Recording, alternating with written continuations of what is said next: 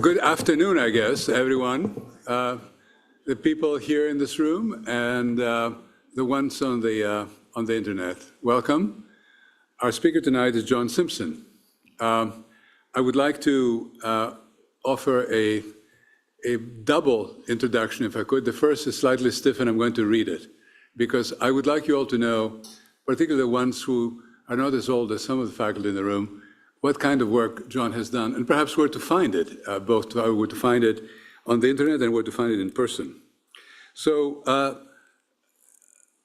I have to read this smilingly, because this is John's return home. This is a home of sorts, perhaps more than home, because we're living inside his mind. It's a bit of a complicated relationship we're having with John, not only tonight, but on a daily basis. So John Simpson Architects came to prominence in the 1990s with a master plan for Paternoster Square by St. Paul's Cathedral in London. He pioneered mixed-use urban planning long before it was adopted as government policy in the UK, and these are very radical issues, I think, to appreciate and understand. Ideas that are very routine today used to be just extraordinarily unusual a short time ago. Through his work, he has had considerable influence in bringing the classical tradition to prominence with buildings such as Queen's Gallery in Buckingham Palace, his buildings at Poundary for the Duchy of Cornwall, Kensington Palace for Queen Elizabeth Diamond Jubilee, and the National Defence Rehabilitation Facility for injured service personnel near Loughborough. Loughborough, sorry. Loughborough.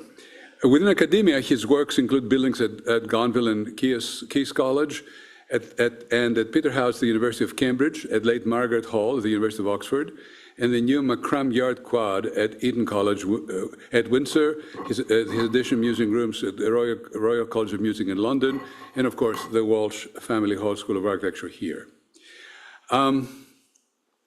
The work is extraordinary, it's broad, it is beautiful, it's well conceived, well executed, well acclaimed. I remember in 1999, 2000, when I first saw Queen's Gallery in London, it was astounding.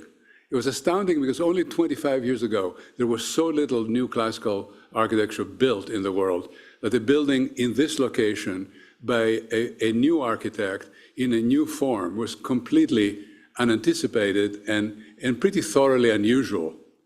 Happily, in 25 years, an awful lot has happened, and yet John's work still remains standing, beautiful, proud, and although so much more has happened, his contributions already seriously written up in the history of architecture with very bright words, and will continue to be in the future. Now, your presence here, John, is very unusual, and I'll return to the question of this being your school. The most beautiful thing about architecture, about architectural design, is the fact that ideas get born in the mind, and they're born about this size, maybe, well, it's a piece of paper, maybe this size, right, as a diagram, and then they grow, and they grow, and they grow, and they grow, and they grow. And then one day, one walks through a frame, right? And this enormous thing in place that has come out of that magical seed. And so for you to be here and to be through a building that has gone through this transformation from seed to final place is a remarkable thing. It must be a really exhilarating thing. But for us, it's also exhilarating because we live here every day. We love this place. It is our home. And so to invite you to be with us today is an unusual and unique pleasure. Thank you for being here, and the rest of the afternoon is yours. Please join me in welcoming John Simpson home.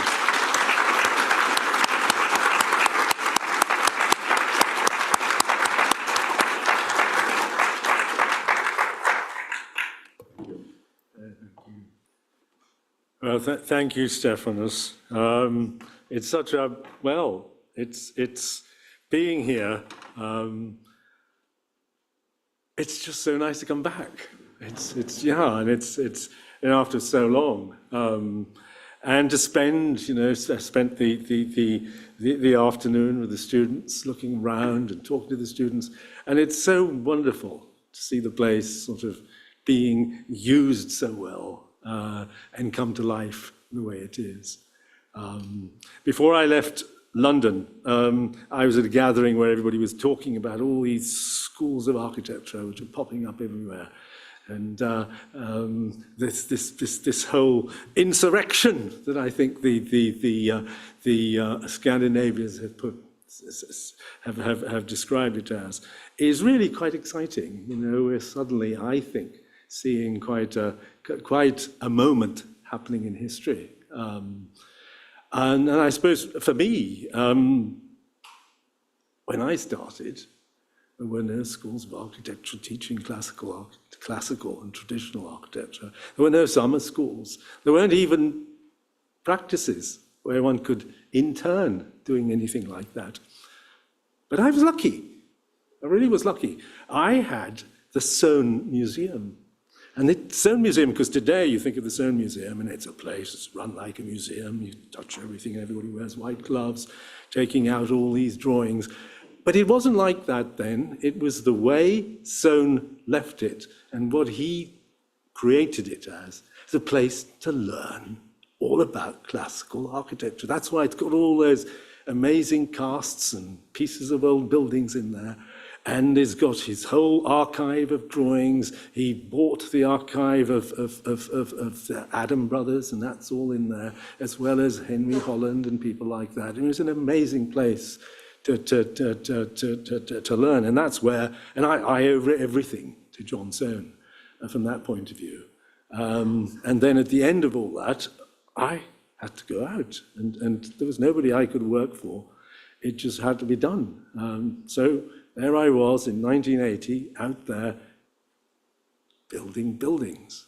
And it was a terrible time to start a practice. Margaret Thatcher was fighting the unions and everything was going on. The economic situation was dire. But we found some work. And I suppose we had quite a bit of time on our hands. So me and a few friends organized an exhibition of the work that we were doing, which you see here, an exhibition called Real Architecture, the real thing, you see. And we managed to raise £500, and we organized this exhibition at the Building Centre. And you know what the Building Centre is? It's where brick companies sell their bricks, and where you go and you choose a carpet because you're thinking of what kind of carpet you might use for an office building. And to our astonishment, it was real astonishment, I can tell you. Our exhibition hit all the main newspapers at the time. The Times, the Telegraph, the Guardian, Sunday papers, everything. They picked up on this. And the Building Centre didn't know what hit them. They'd never had an exhibition so well attended.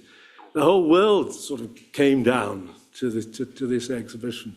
And it really took the world by storm. I mean, we had people coming down from pop stars like Bob Geldof to the Prince of Wales who asked whether he could come round. And that's how I got to know the Prince of Wales.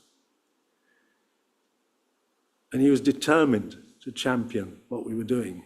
And it also happens at the time that a rather horrendous scheme was put forward to redevelop the area around St. Paul's Cathedral that the Prince of Wales was particularly horrified about. And I agreed to do a counter-scheme for that, which you can see here, which was really to demonstrate what was possible if one was going to do and redesign the whole area around St. Paul's and do it in a traditional manner. He championed it at what was called that is now known as the Luftwaffe speech, and the counter scheme got overwhelming public support, and the Evening Standard paid for the planning permission which went in. And it was interesting, the comments in the comments book, we fell into two categories. Public, absolute support for the whole thing. Architects. Pastiche was the word they keep shouting. And that's what it is. But it's interesting looking back at the posters for our public presentation. And it's interesting to see this was probably the first time the principles of traditional urbanism were given a true public hearing. And you see the slogans on the exhibition posters, it's creating streets and squares, walkable urban spaces, a mix of uses in the traditional manner. So, following that, whoops, am I not getting?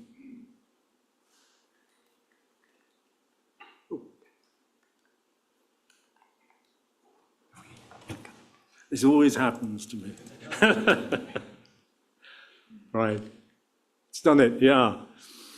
This was soon followed by Poundbury and Leon Crere's master plan for that, and we were commissioned to design the first public building at Poundbury in Pomeroy Square in the first phase of Poundbury, and that was followed by designing houses, creating row houses and streets of houses, mixed-use buildings, individual houses as well, creating arcades and public spaces and squares of this type. And it was really the whole drive towards sustainability which helped us a great deal after this, because what happened, politicians got interested in the whole thing. And the whole idea of reducing the reliance on the motor car became very significant, certainly in England, and the idea of designing urban extensions like this, like Newcastle Great Park that we did, all modelled on traditional towns, became very, very much the rage. And we were commissioned to design Fairford Leys, which was just outside Aylesbury, and it was conceived really very much as a series of neighbourhoods, each planned within a sort of a radius of a 5-minute walking distance. And then, most amazingly, we were actually hired by a local authority. And this is working for a local authority at Solihull in Birmingham, where we designed and got this whole idea of a new settlement through the planning process, etc., for them, public consultation and all that, and then designed the master plan and the whole centre for it, which you can see here. And it was amazing, everybody then was saying, you can't have shops, you can't have mixed use. And here, this small settlement, not very big at all, it's about 3,000 units altogether. And, there was 16 shops, a supermarket, a pub, a library, health centre, schools, social housing, etc. And it was all in there, see? And all this done, much in the face of institutional resistance. And it was not just so much in the planning system, but all the rules, all the basic rules, highway rules, regulations, etc., were all against this kind of thing. It was almost impossible to do it without finding clever ways around it. And of course, that's without talking about the ingrained commercial prejudice against developments of this type. And of course, in addition to that, the idea of the design codes was developed, which was really done with each of these things, describing the local architectural vernacular, and was used for these developments so as to make sure that they had a sense of place about them and a sense of belonging to the area in which they were built. And as Stephanos was saying, this was all conceived in the last century. It was in the last century. And looking back, you can see that there was a moment of dramatic change until the profession fought back. And I think we're seeing a similar moment now with the rebellion. And it's going to change and really shoot out until, of course, the empire strikes back again. But there we are. Hopefully it won't. But anyway, going on from this, the whole idea of urban design, etc., continues to be a major strand of the work of the practice.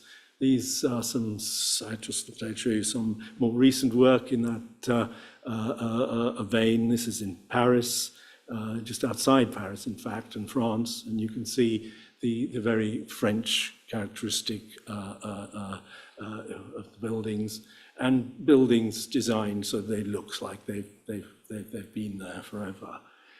This is another development which is just on the drawing boards at the moment at Cambridge, and it's a development, an entirely new settlement of about 10,000 new dwellings with a very, very significant mix of uses, which has been incorporated and all designed to fit into the Cambridge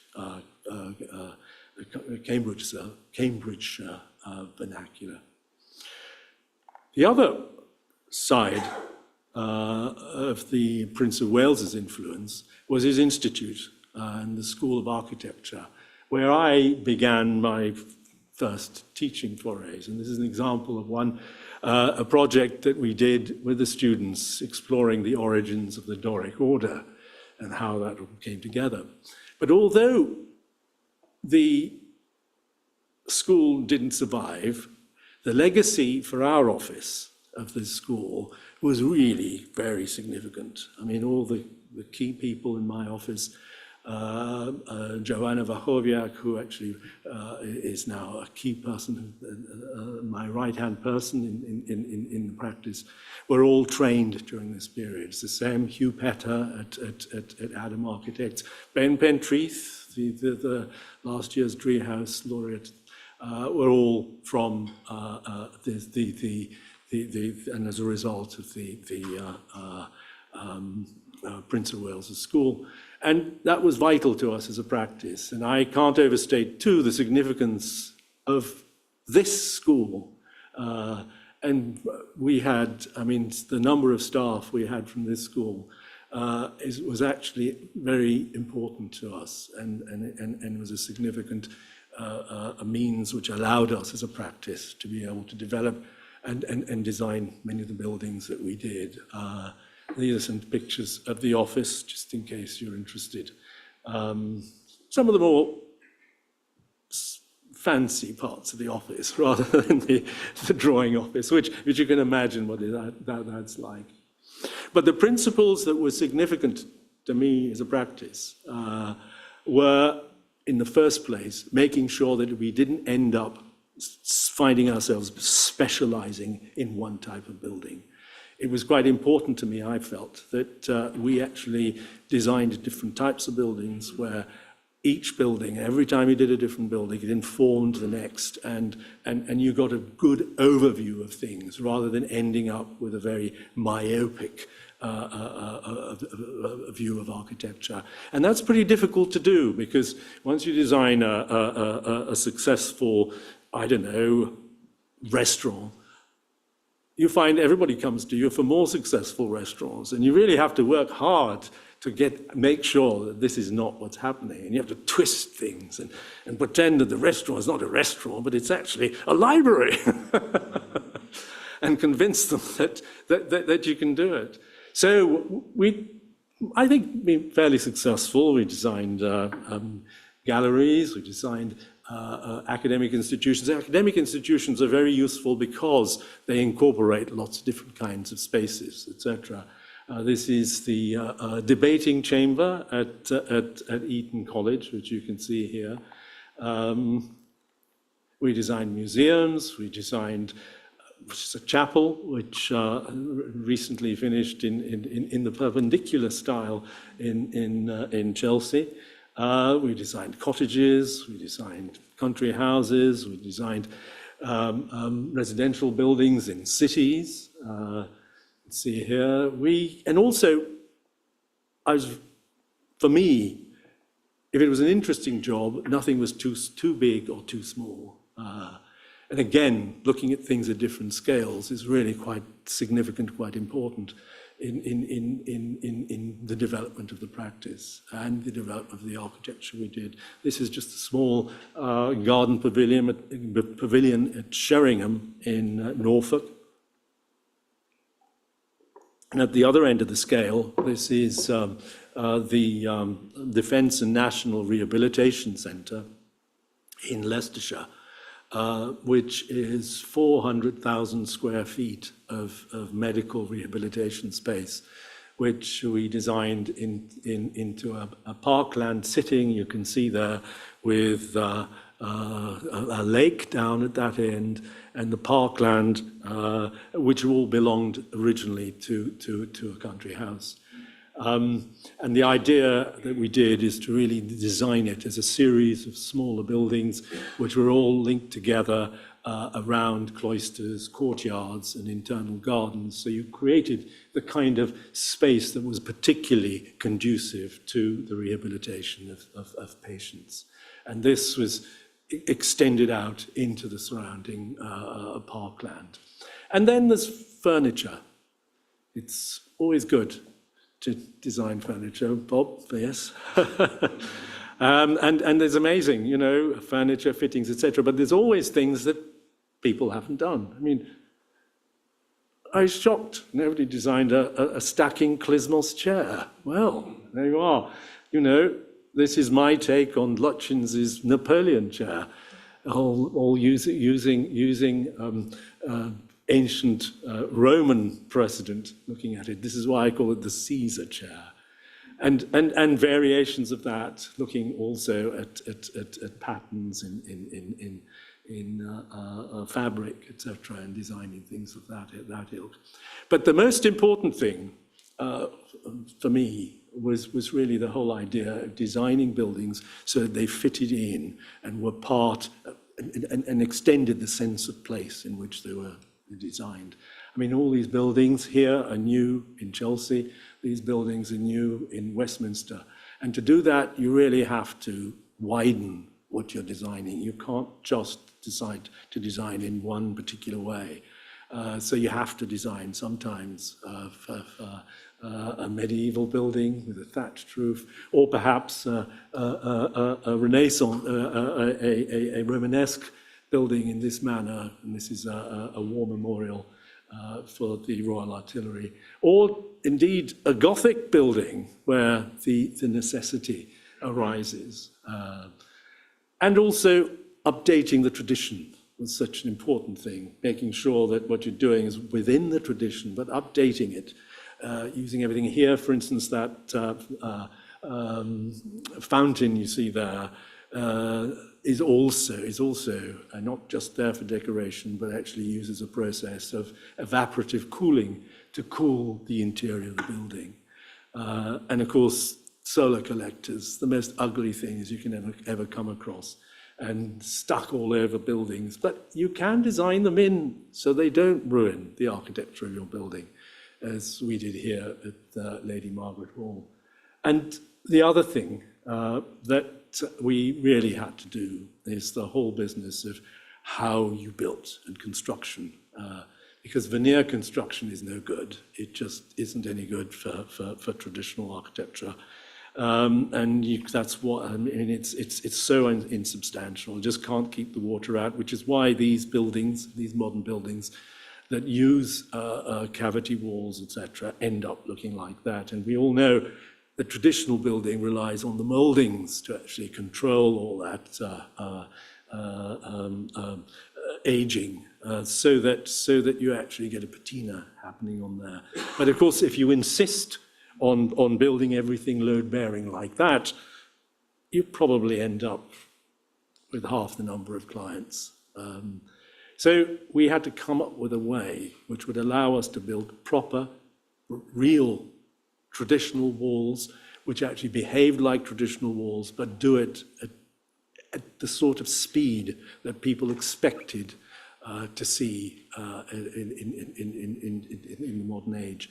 So what we devised is a means of actually building the building so that you took the external wall off the critical path. So you could build the building using a frame going right up.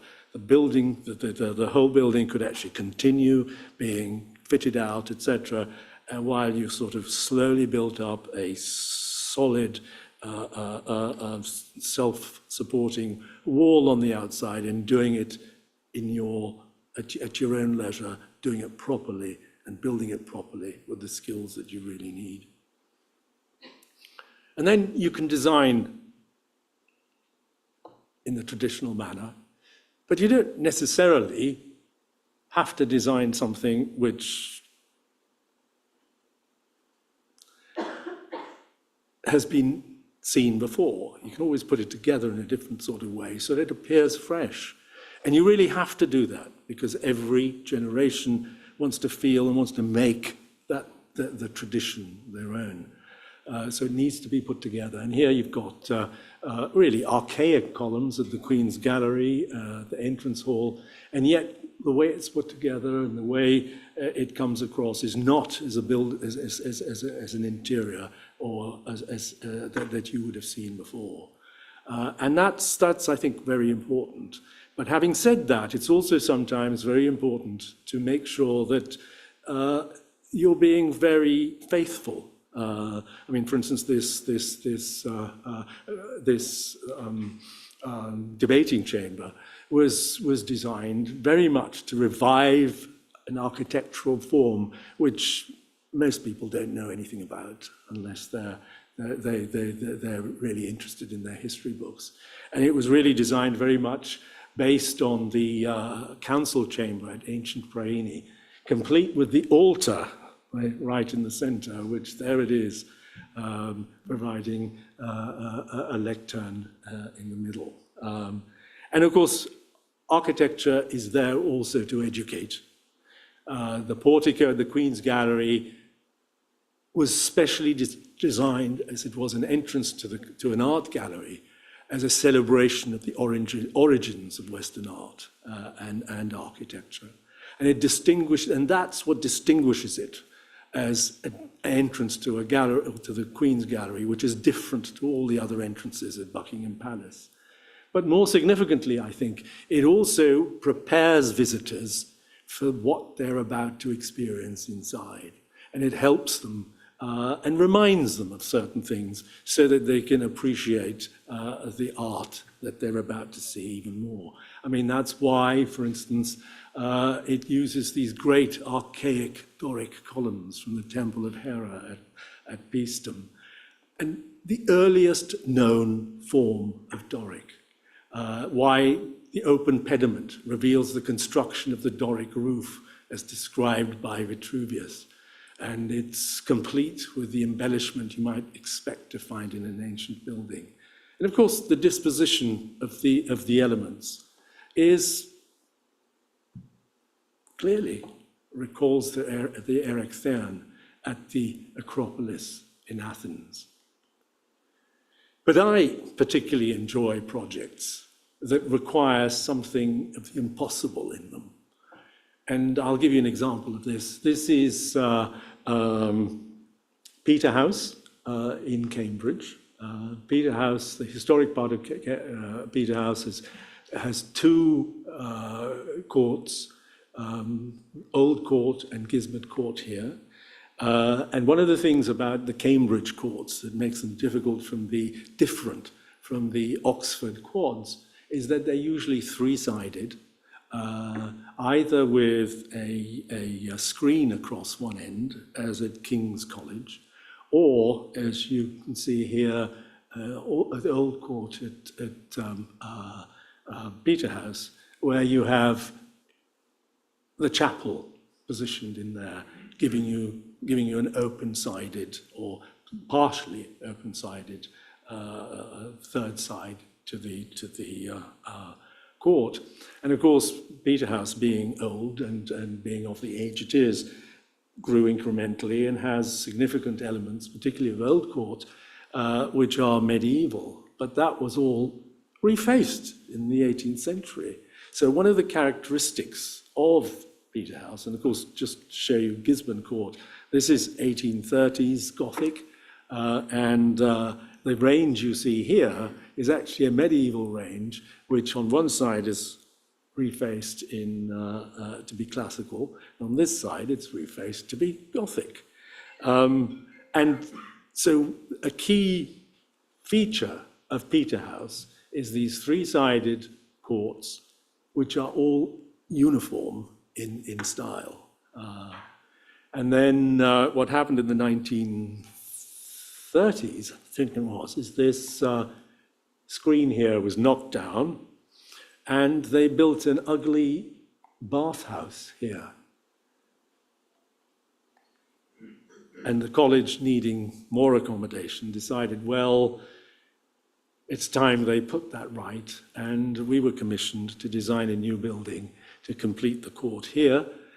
So we designed and had a look at designing something which really took and was reminiscent of the old screen that ran across there, and provided the new accommodation very much in the manner of the chapel in Old Court, as you can see here, with a junior common room which runs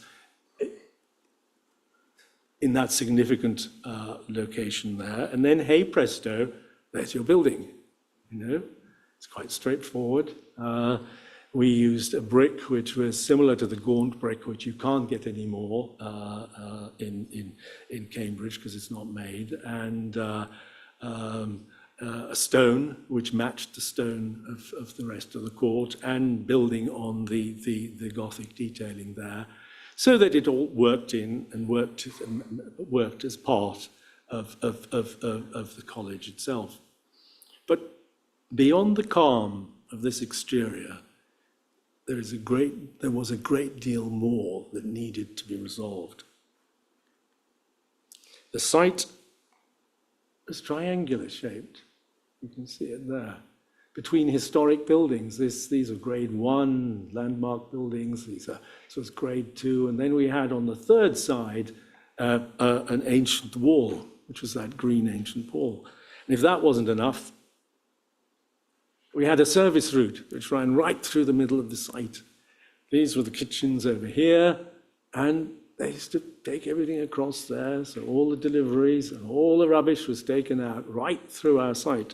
So we had to devise a way of dealing with this and had to reroute that and run it underneath the building, bringing it in. Not underground, but in a passageway, which actually went through a ramp underneath the building, as you can see there. And so the building was actually made up of 3 elements that you can see there, with a passageway underneath, which all had to be reconciled.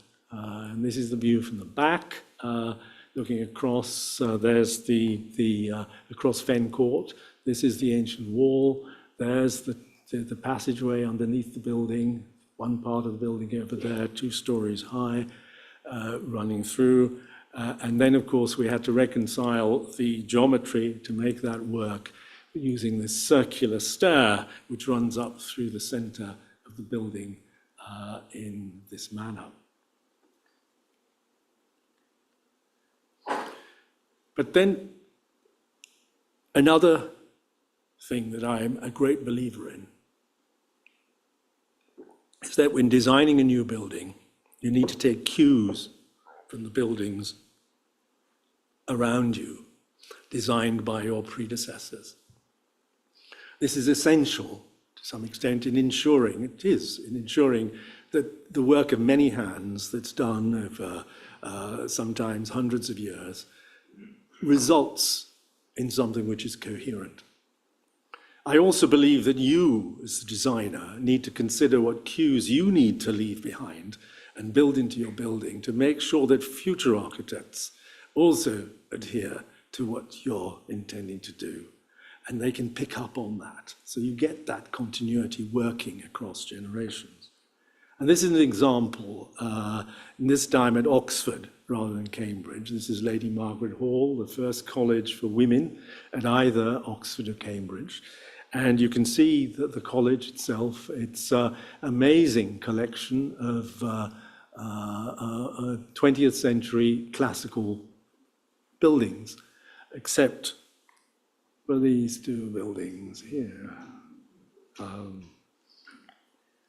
And there you could see, look, the college started in 1875. It was extended by Basil Champneys, then by another architect, Reginald Blomfield, and then Gilbert Scott over here. And they were all building, curiously, extremely, orthogonal buildings, all designed. And you then realize when Raymond Erith builds his bit, that they were all trying to design it to set the foundations in place to build a series of quadrangles. And it's not until the 1960s, which is almost 100 years later, that the first quadrangle gets built. So it takes that long. And here's one of Raymond Erith's drawings showing the way he was exploring even further quadrangles. And of course, all this happens well into the 1970s, when the college decides to take on a modernist architect who was determined to ignore all the cues. And look what happens. In one fell swoop, 100 years of work by a whole succession of architects is lost. It's the story of the 20th century, isn't it? So there you are. And happily, and they were going to build, there's 2 point blocks there, they were going to build 3 more, running all the way across there. Happily, the college saw sense and decided to abandon this course, and we were commissioned to come and repair this damage. But they weren't going to make the job easy for us. No, you couldn't knock those buildings down. We had to design something so they could be subsumed into the natural development form of the college, which of course was a whole series of quadrangles. So we designed these L-shaped buildings, which you see here, so that by doing that, we could subsume these point blocks so that you could then still define a quad on this side, and you were defining quads behind on the others, and to make it all work. And I was very anxious that when we designed these, that this all connected through and linked to any future buildings which were going to be designed and built as at the front of the college. This is the main front of the college, the main approach. So we considered what would happen here and considered how the whole thing should work so as to connect through as we were designing it. And we picked up, and how did we do this? We picked up on the architecture of the existing buildings. This is one of the buildings by Blomfield. This is the library by, or part of the library by Raymond Erith. So our buildings are really red brick buildings with simple stone dressings, very much picking up on the architecture and the level of architecture that the other buildings that were existing there had, but also incorporated arcades, as you can see here, which is a common feature of Oxford colleges. And then in doing so, you can see here where we've built in and subsumed the blocks into this facade. So luckily, the modern buildings were built in red brick, so we could do this, and created more quadrangles around the back of these blocks. And of course, the buildings were 3-story buildings. The upper stories are really student accommodation with teaching accommodation at the ground floor, such as this lecture, theatre, cum recital room that you see here, or these dining spaces and breakout rooms. And the college seemed to be so happy with what we did that they did give us the commission to continue the whole thing across the front of the college, which was left this way, sort of unfinished since Raymond Erith designed it. So the space outside was neither part of the college nor part of the street network outside, just a leftover car park, as you can see, which we transformed with 2 new buildings and these gatehouses, which you see either side, which were designed to complement Raymond Erith's great arch at the end there. But one of the curious things about Raymond Erith's building is this very windowless, blind top story. And that, well, top story there could have benefited from windows there because it was just a corridor behind there. But it all made sense when you realized that Raymond Erith had designed this very much inspired by the Porta Maggiore in Rome. And of course, with its great big Claudian aqueduct across the top, which also, of course, explains the reason for his blind top story. But what I was very interested in was this rather curious small little monument that you've got here outside, which was outside the walls in ancient Roman times. And it's embellished with these rather curious circular devices that turn out to be ancient Roman kneading machines for making bread, because this was a monument to a baker. And I thought we'd use this embellishment for the tympana of our pediments to the gatehouses as an appropriate way to continue the architectural narrative of the entrance that Raymond Erith started. So effectively, what we're doing is responding to the development form of the buildings, the nature of the materials, as well as the architecture of the buildings and the narrative that supported that. And by doing that, ensured that we got a continuity between the old and the new, so that the difference is almost imperceptible on the ground. And just while I'm on this, I thought I might sort of explain some of the spaces as well. But the lesson to learn from this is just how important it is to read the cues and to set up your own cues for future architects so that they can design their buildings and make it possible for that continuity that I was talking about earlier to carry on generation after generation. This here is the Porter's Lodge, and you can go through, whoops.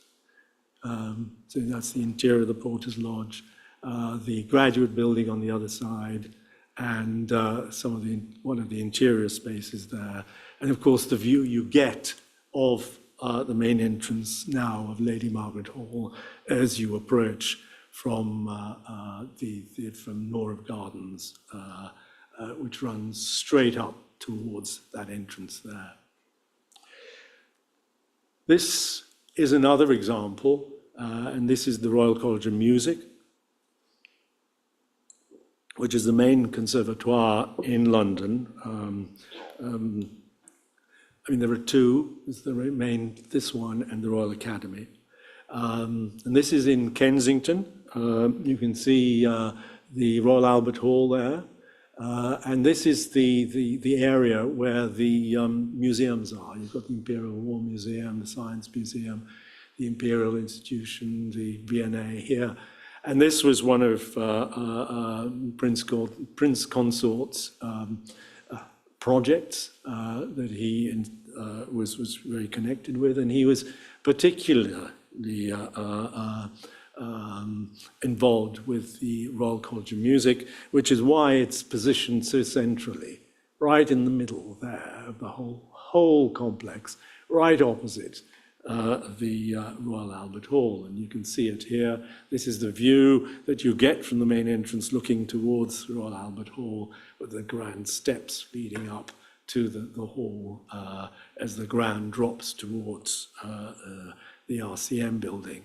And that's the RCM building. You can see designed along that axis with two symmetrical towers either side.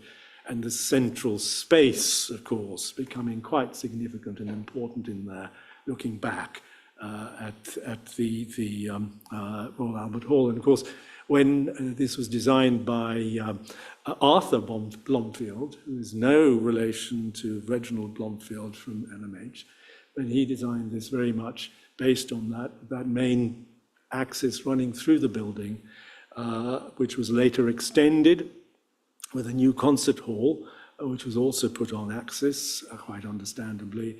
And then in the 1970s was extended even further with a new opera house, which you can see here, which was put in to the west of the concert hall, parallel to the concert hall itself. And we were brought in a few years ago, a couple of years, about 7 years ago, to add some new facilities on the other side of the concert hall, which included a number of recital rooms, practice rooms, a museum, recording studio, various teaching spaces, and to add in much needed breakout spaces, which were really missing from the original building, because the original building was never designed to have as much going on in it as it now has. And also to provide a sort of a center for the students, to be able to sort of just a social center for the students. And what I was very anxious to do is to return back to the simple plan that Arthur Blomfield had first put in, because what had happened once the opera house was put in is that they didn't address that at all. So you basically got an opera house in there, and then all the circulation routes, because of the changes in level, went up and down stairs, became very complex and very tortuous. So it became very much sort of rabbit warren. And the simplicity was lost, which we reintroduced here. So you came in the middle, made the most of this central space, which was so significant to the building, and then had a whole circulation zone, which then fed into the various performance spaces that ran along there. This is the entrance hall as it was, quite an ornate entrance hall, but really quite small, which we opened up, moved the war memorial from there, and also behind that opened up the space so as to make something a lot more spacious that would work there, and extend it onto the east side where our whole commission was really based. So you had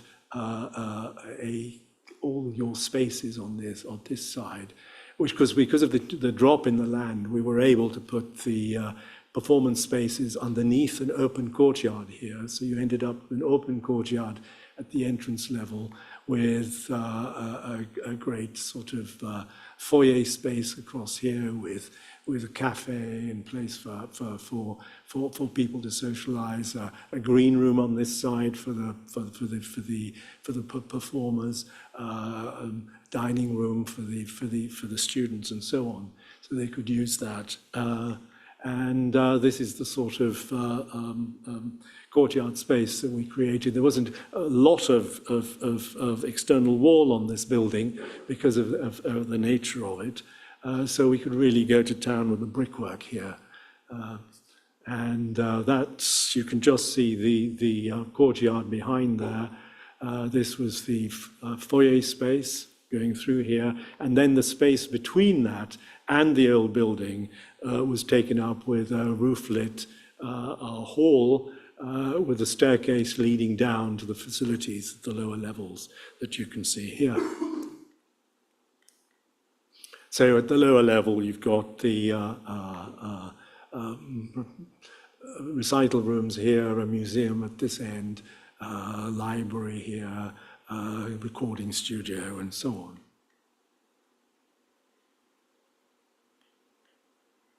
And this is at the bottom, and through here is the museum, where they have a remarkable collection of instruments.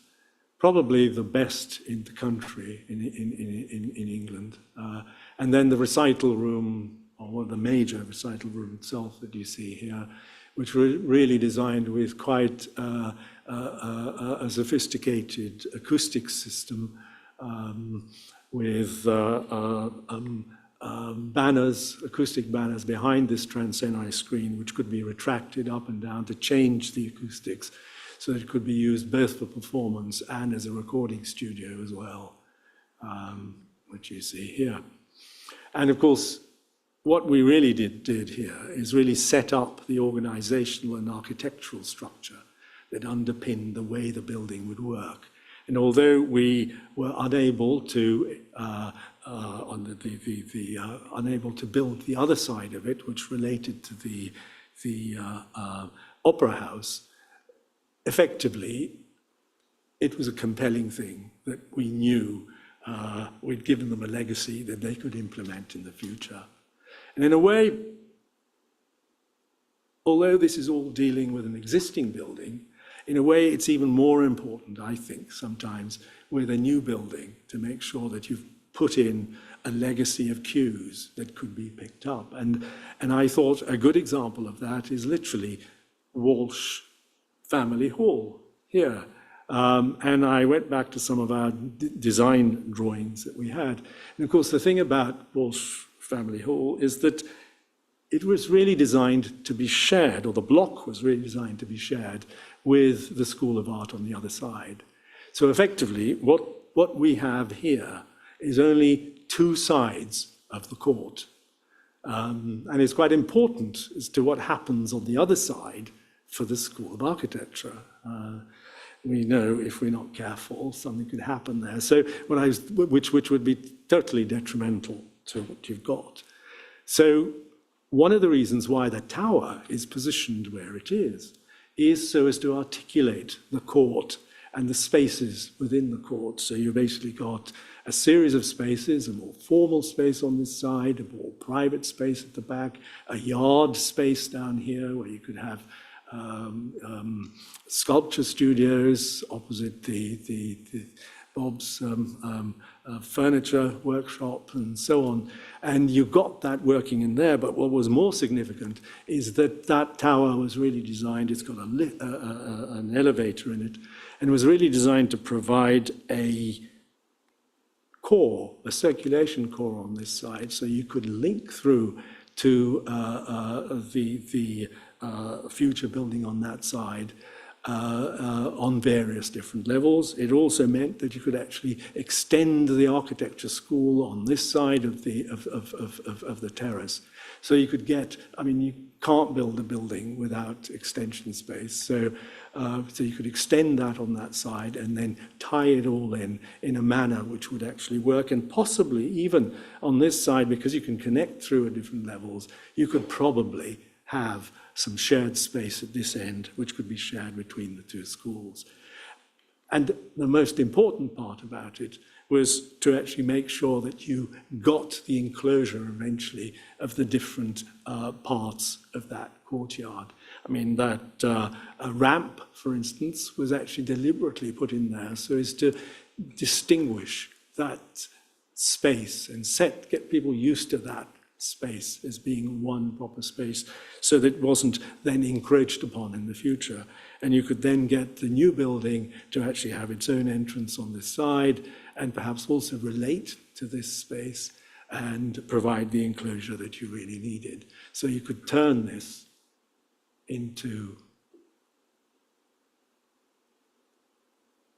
a much more defined urban series of urban spaces. So, having said that, I think I'm going to move on to one of my final points, which is really to say something about the fourth dimension. Because architecture, everybody knows, is three-dimensional, but you've also got a sense of time to it. Something that people don't do much of these days, and it's probably a result of the hangover from the indoctrination of the modernists and the modernist era of the 20th century, where you really weren't allowed to have architecture if it wasn't of its time. But we all know one of the ways that, or one of the things that makes traditional towns and cities so attractive is the variety of architecture that you get, with each era of development having its own distinctive features. In a town, this helps you and helps us all find our way around, as we know that the older buildings, original to the development, are more likely to be where the center is. And as human beings, we're very good at recognizing patterns. And by having a logical pattern like that, it ties the whole place together. So the variety that you put in is actually also giving you the unity, which is quite the opposite to, say, a suburban estate, because although we know the variety is put in there, because each house wants to be different from its neighbor, but because it's completely random and there's no pattern, what that variety does is make it disparate rather than unifying it all together. And this is something which we use frequently in urban design, but it's also the same in buildings, because where you've got buildings which have had additions added to them and changes that have happened over a long period of time, you see this in many country houses in England, you can build up that sort of unity even though you've got a variety of different spaces within it. And this is something we had to look at when we were designing a new house in this village of Wherwell. And Wherwell has really got it's actually got 60 listed buildings, most of them dating from the early 1500s, mid 1500s. They're all buildings like this, sort of half-timbered, thatched roofs, that sort of thing. And it seemed appropriate, if we were adding a new building, that it really should sort of be part of the village, which we've done here.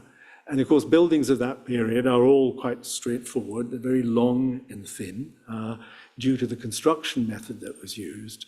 And also have a particular feature, because most of these buildings belong to an era before fireplaces and chimneys were common.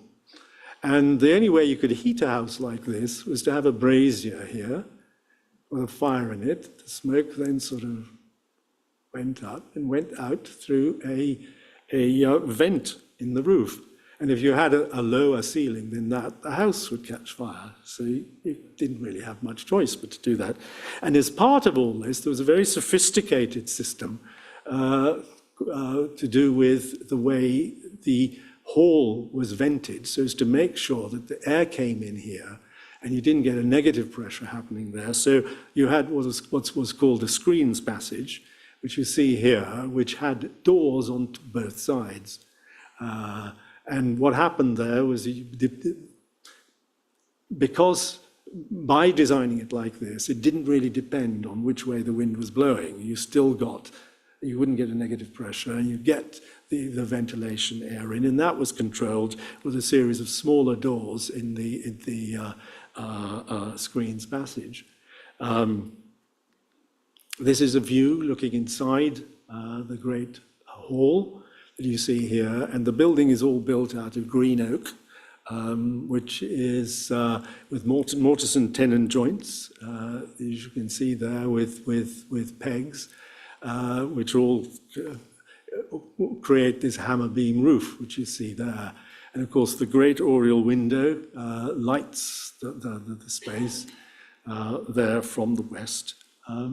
But if we look at the other side, you can look back and you begin to see the screens passage on this side and the entrance, which you saw earlier.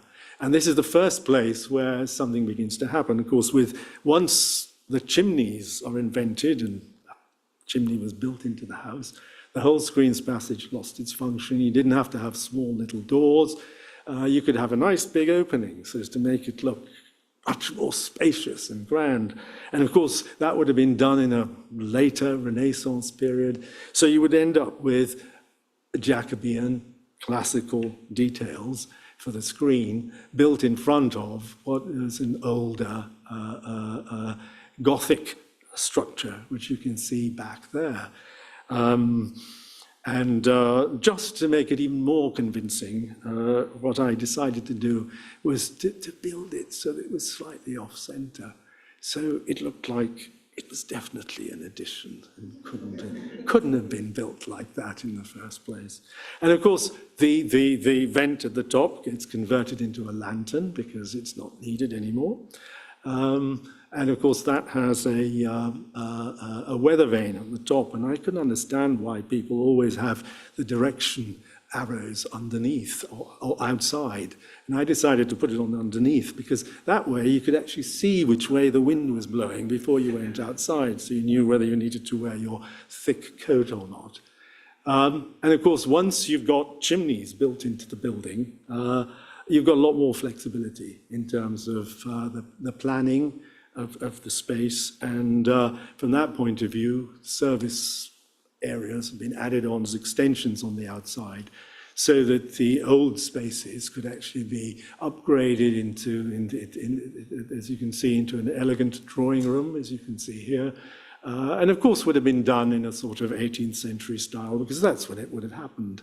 And then out it goes, and you go out into a Regency conservatory built into the garden, which of course is an Italian garden, which is what you would do, complete with a canal and a bridge running through there, which looks like it goes on forever. But of course, the reason it does that is because it's been laid out in false perspective. So all the plants get closer together and get shorter. So it looks like it goes on forever. And more than that, there is a water gate which leads you into the canal because it's a swimming pool. And there is, and you can see up here, there is a retractable telescopic cover which comes out from the bridge and covers the pool, because in England there's no point having an outdoor pool. You'd only end up using it twice a year. And that's the 21st century part of the building. And as a conclusion, I'm just going to say it's important to remember, as the architect, that you're not working on your own. You're more like a conductor with an orchestra. There are a lot of other people. There's a whole team of people behind you that you've got to carry along with you. I mean, to be able to do these sort of copper roofs with the great acriterium there, you need these craftsmen and women to be able to make it happen. You need carvers, because all ornament starts as a carving, whether it's for cast metal work or cast plaster work. Decorative painting will probably have the most significant impact on the interior of your building. Joinery too, and also brickwork. Skilled bricklayers are absolutely important for a building, including stonemasons. And all stone starts as clay molded models, which are then used by the stonemasons to cut, and as you can see here. And of course, you've also got people like, Sandy Stoddard, sculptors, who also need to contribute, and you need to make sure that their designs are appropriate and work in with what you're designing.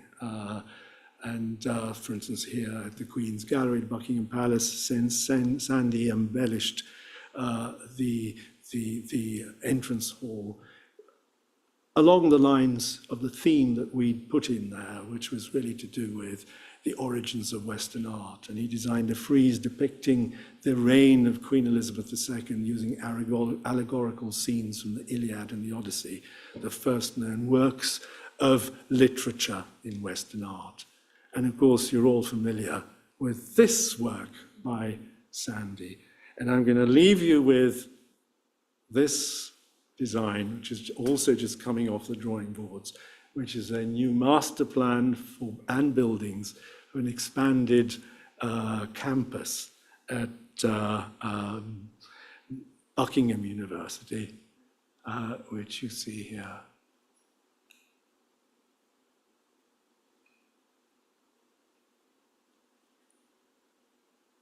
And I leave you with that, and I'm sure you've had enough of me droning on. So if you have any questions, I'm here to answer.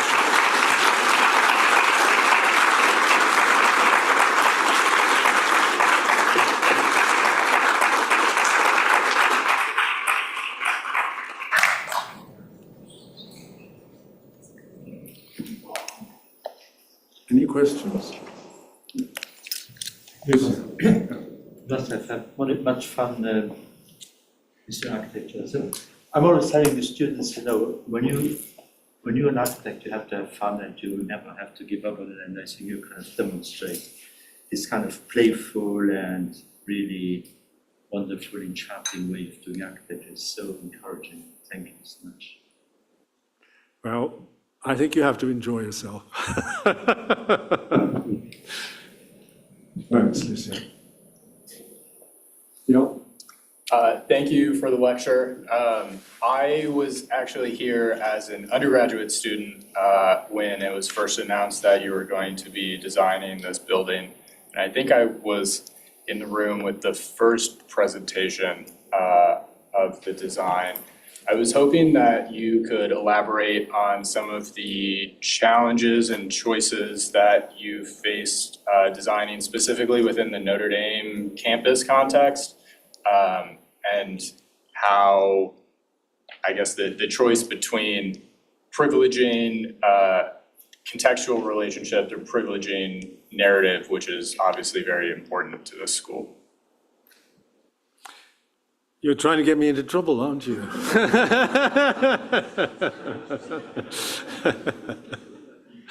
Well, I think one of the things that and it's not unique to Notre Dame, is designing buildings which are going to be sustainable in the future.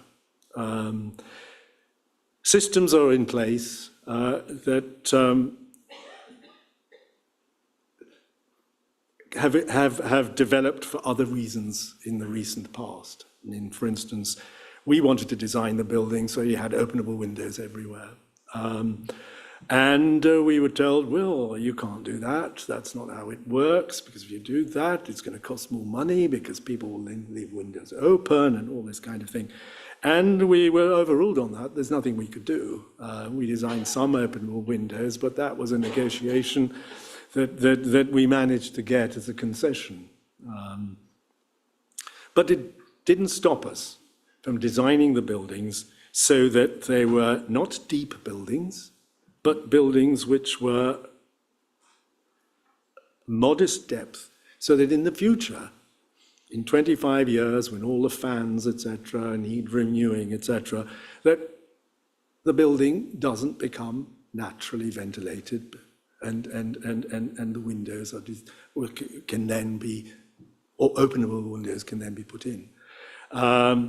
If we'd sort of fallen for the whole thing and they said, well, we don't need to do that, we can have a very deep building, that kind of thing couldn't have happened. So there are things that you do have to sometimes make concessions on in the interim, but you make sure that in the long term, the building doesn't preclude doing the sensible thing. So there's the kind of things, but we have to deal with that on every project. Because the pressures are, because if you design a deep building, you have a lot more square footage, you have less external wall, divide one by the other, and the cost per square foot is, of course, a lot cheaper. You design thinner buildings, you have less square footage, you have more external wall. Well, external wall is one of the most expensive elements of a new building, so the square footage cost goes up. It's just maths, it's just physics.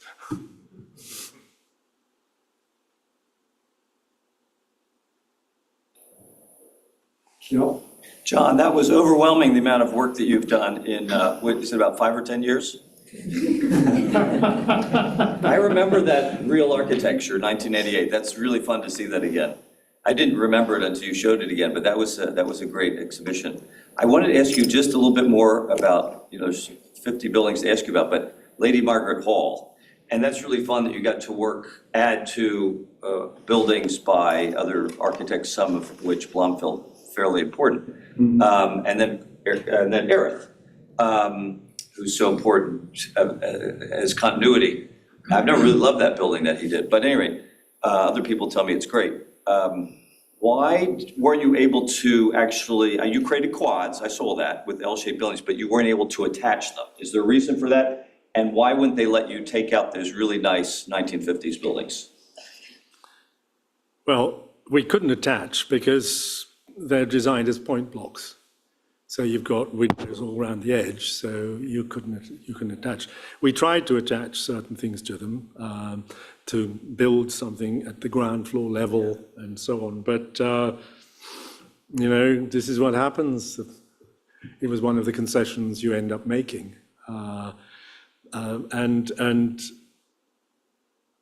the building, they wouldn't knock down the buildings because that's just wasted effort. They've got these buildings, they want more buildings, the pressure is to have more space, and you come along and say, well, I'm not going to give you more space until you take down 2 buildings. Well, it doesn't wash. And you just have to do your best. Those buildings might come down in the future. And what you're designing isn't going to preclude that at all. If anything, it makes it easy to add new buildings, which will fit in so much better. So what you have to do is just make it work. And there are ways that you can do that. And on the ground, when you're in Lady Margaret Hall, it just feels like a set of quads. And the existing buildings just somehow disappear because they're green. They're the same brick, so they carry through. And you just get, instead of having 2 point blocks which stand there like 2 sore thumbs, they become part of a row of buildings, which gives you a facade. Even though they're not touching one another, they still give you that facade. So that's what we did.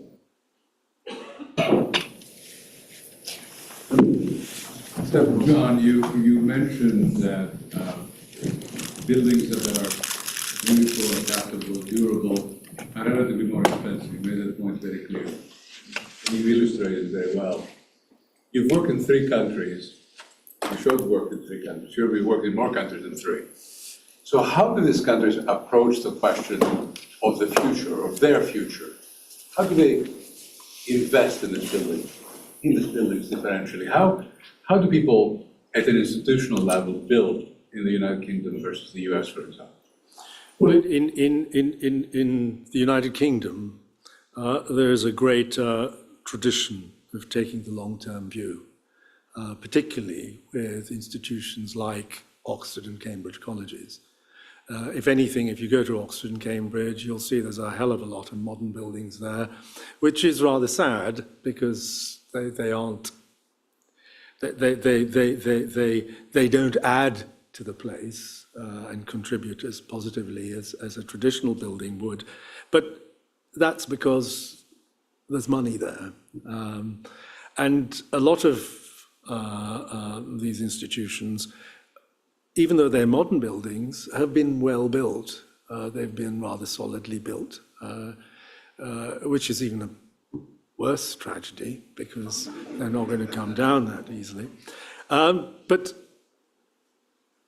so that long-term tradition is much more ingrained, and it comes from the large estates. They own their land. They are inclined to take the longer approach. It's usually a lot takes or costs less in the long run if you build properly in the first place.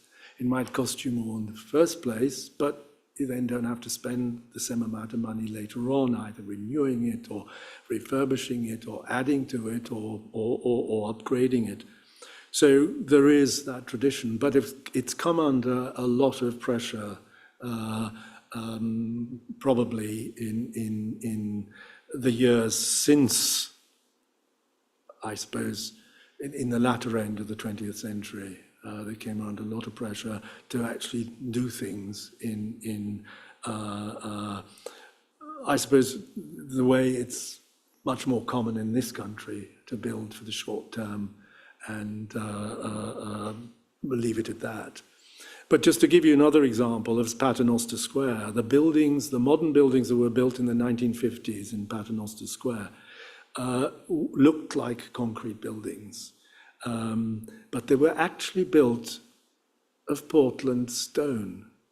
The Portland stone was disguised to look like concrete. So they weren't cheap. So they weren't building cheap buildings, and they thought they were doing the right thing. They were just badly advised. It was done by a conservative government who thought they were building next to the cathedral, so therefore they should build in stone. What they should have realized that not only should they have not built in stone, because you wanted the contrast between the stone of the cathedral and the humble buildings around it, so they should have built in brick. But that stone was a complete waste of money, because it was built onto buildings which were not sustainable and had to be taken down. Only 25 years later, it was in the 1970s that they started thinking about taking them down. It's literally 25 years later. A follow-up question, on a percentage basis, what would you say the delta would be between an Oxford-Cambridge building and this building? Budget-wise or even final construction cost-wise? I think probably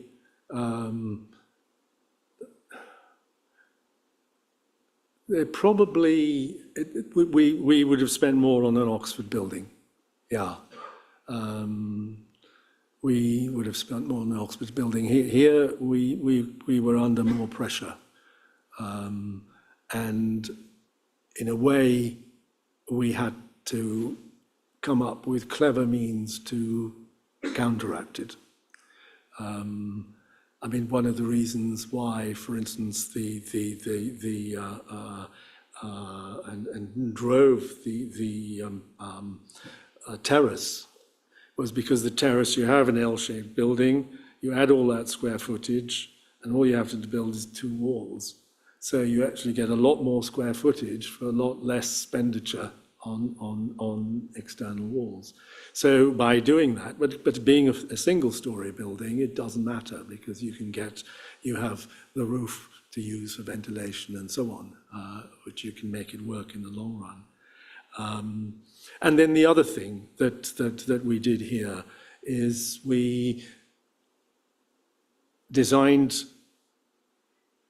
the whole complex quite deliberately as a series of different types of buildings. And that was partly because we were trying to say, if you've got a school of architecture and you're trying to build or build something that the students could actually learn from, it was quite important to build not just one type of building, but build different types of buildings, because the kind of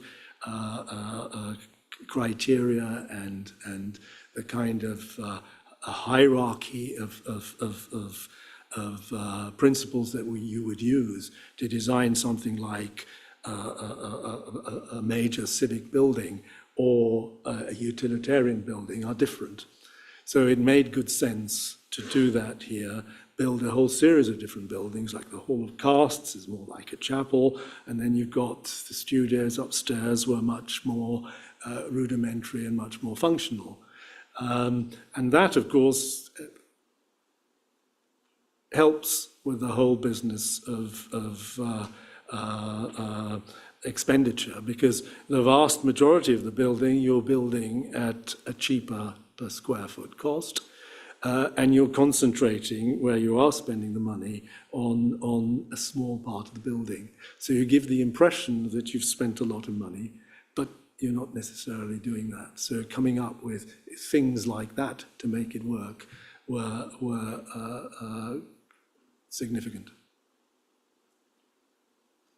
Yeah. One thing that struck me, especially with many of your interventions in existing fabric, is how incredibly contextual many of the projects are. And that, it's not just simply related to the context, but it seems born of the context. And you show that in a variety of ways. How do your approaches for new settlements with really only natural context as opposed to architectural or urban context, how does your approach change in terms of starting from scratch almost? Well, you're not, because you're building. If you're building in France, you're building in France.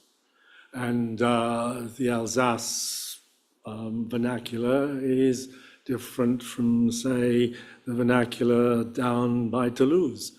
And although they are related, and you can actually define that, and that's the whole point of a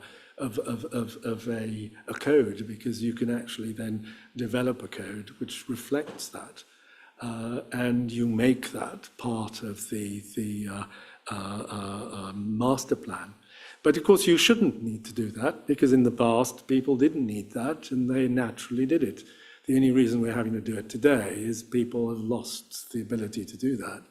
So we have to do that with a master plan to make sure that you get that continuity.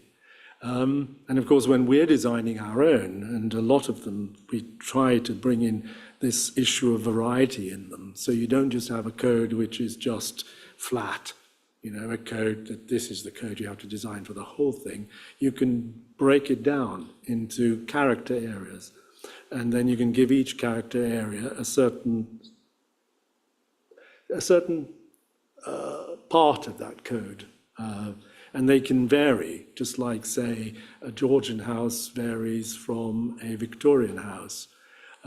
So there is a variety that's built in, which is in addition to the variety that comes from the different architects who are designing things. But you get a variety which is built in, which then follows a pattern.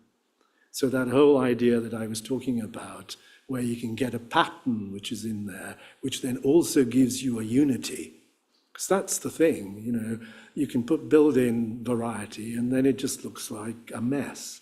But if you build it in so that it follows a certain pattern, which is a pattern that people can recognize, then you're building in a unity, because then people can actually see how it all works.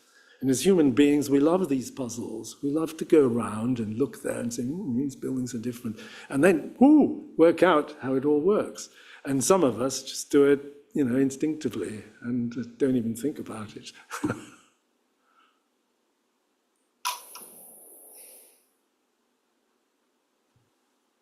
It was so great to see your proposal for the completion of World Family Hall with the other part of the art building.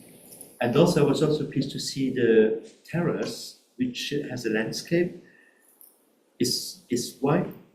What's going to happen now? Are you kind of still, because you have put so much work in, is that something which will happen, the next building, and is there like a timeline, or are you still in charge of that? These are all sort of original design drawings when we were designing the whole thing, just exploring what needed to happen so that we could set criteria and put lines in the sand. So what happens from that, I think, is another matter. Another question, anyone? Last one? Someone? From the very top, maybe? Well, there's a very good. Thank you, John. I just wanted to ask about the status of this particular design. What's next with this college? Which college? Oh, Buckingham. Yeah, well, Buckingham is trying to raise the funds at the moment. They think they might have somebody, but until the money's there, you don't count your chickens.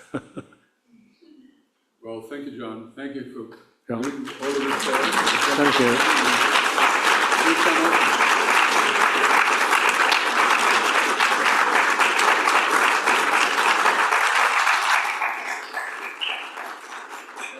No, thank you all for being such a wonderful audience. Thank you.